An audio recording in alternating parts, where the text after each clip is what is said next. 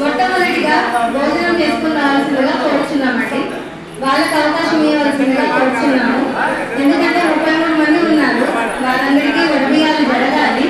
అలాగే వడిబియ్యాల నిర్మాణ సహకరించిన 18 మంది కూడా త్వరగా ఇక్కడికి వస్తే వారి చేత అన్ని వడిబియ్యాల కార్యక్రమం జరిపిస్తామండి. ఈరోజు వాసవి జయంతి ఉత్సవాన్ని జరుపుకుంటున్నాము.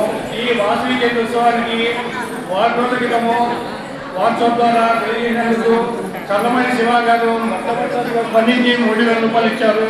ఆ తర్వాత కాన్స్టిట్యూన్సీ ఇచ్చినందుకు 5,000 రూపాయలు ఇచ్చారు వాసవి జయంతి ఉత్సవానికి. మరియు వచ్చేసి చల్లమణి కాన్స్టిట్యూన్సీ వెంకటస్వామి కుమారులు 50 కేజీలు బియ్యం ఇచ్చినారు.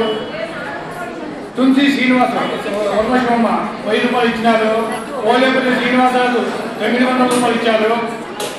తిరుమత్తూరు సీఎం ప్రకాష్ కుమార్ రాజేశ్వరి మ్యారేజ్ సందర్భంగా 6,900 రూపాయలు ఇచ్చారు స్వీట్కు.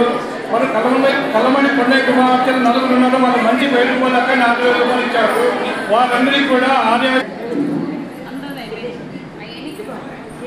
మేము ఈ విరాళాలు వాట్సాప్ ద్వారానే అడిగినాము. మనకు ఖర్చు వచ్చి 50,000 దాకా వస్తుంది. మరి ఇస్తే బాగా కథంగా మనం అన్ని డబ్బులు వసూలు చేసి ఖర్చు పెట్టేది.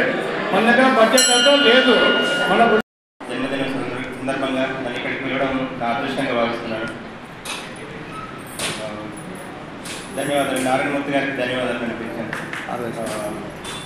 అయితే ఇక్కడ మన దగ్గర వైద్య సదుపాయాలు చాలా మెరుగైనాయండి. ఈ మధ్య చాలా బాగా అభివృద్ధి చెందింది మన కమ్యూనిటీ హెల్త్ సెంటర్.